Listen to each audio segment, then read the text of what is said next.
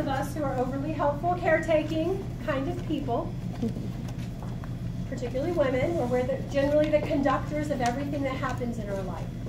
A lot of people think that service equals sacrifice. That serving others means putting myself last and everyone else first and sacrificing everything, and that is just bullpoo. All right? That is just not true. Serving means creating win-win solutions for everyone. So that's you. Creating a win solution for me, creating a win solution for you. There is no win-lose. When you truly own your value, and when you have been present with somebody and really connected with them, you will know if your product or your service or your partnership will help them and help you. And then you offer it. And if it won't help them or it won't help you, but you can refer to somebody, do it. That's being of service. My job is to help people get where they want to go. And if it is with me, hallelujah. If it is not with me, hallelujah. I am happy to refer them. And by approaching business that way, I have talked with people who've chosen not to do business with me for financial reasons or skill sets or whatever.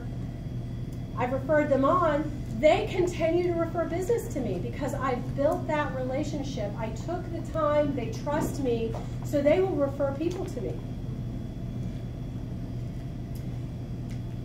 Being of service means setting boundaries, saying no, and telling the truth, even when it's hard. This is a hard one. We have a tendency, a lot of times, to want to let people off the hook. Give people the benefit of the doubt. Make it easy for them. That's what caretakers do. And this shows up in business where managers, I see managers, they don't want to deal with conflict. You know, you have a problem employee, they don't want to deal with the conflict, or they might say kind of the equivalent of nunzy, right? They think they've reprimanded or they think they've addressed the behavior and they haven't. So it goes on and it keeps being repeated, and then they get upset because it's continuing. Well, they haven't done anything to stop it. So it means setting those boundaries, saying no, and telling the truth. It means being honest, even when the consequences are scary. This is hard for people because when it comes to their clients and customers, they're afraid of losing them. If I tell the truth, if I'm really direct and really honest, I might lose this person. And that's a risk you take. But they aren't hiring you. In my line of work, people aren't hiring me to be their friend. They're hiring me to help them get where they want to go. So it's telling the truth. It means saying no when your heart really isn't into helping. Right? Had this conversation recently with when you look at your schedule or someone's name pops up on your phone, it's a client or a customer or a colleague or a partnership, and you cringe inside or you're like, oh, right?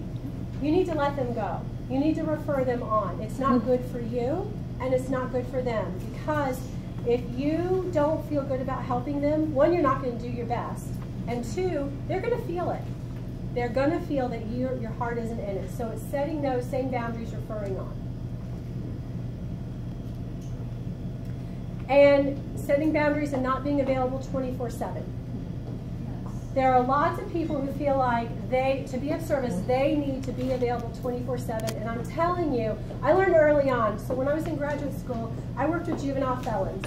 And my supervisor at the time, who I have to say is probably honestly younger than I am now, but to me at the time, he was an old curmudgeonly guy. And he told me, and this has stuck with me, people will treat you the way you train them to treat you. So here I was, this young white girl from suburbia, and I'm working with these inner city kids who my life experience was completely different than theirs. And I had to be mindful that I was training them how to treat me. And that has stuck with me forever. So you train people to treat you. So if you are available to them 24/7, you better be prepared to be available to them forever. And when you start wanting to not be available, they're going to not be happy. And when you do that, you are creating dependence, and you're going to start being resentful and angry.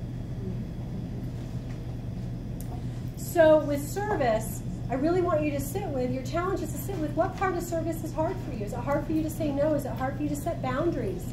Is it hard for you to refer on? Is it hard for you to be honest? Like, what part of service is hardest for you?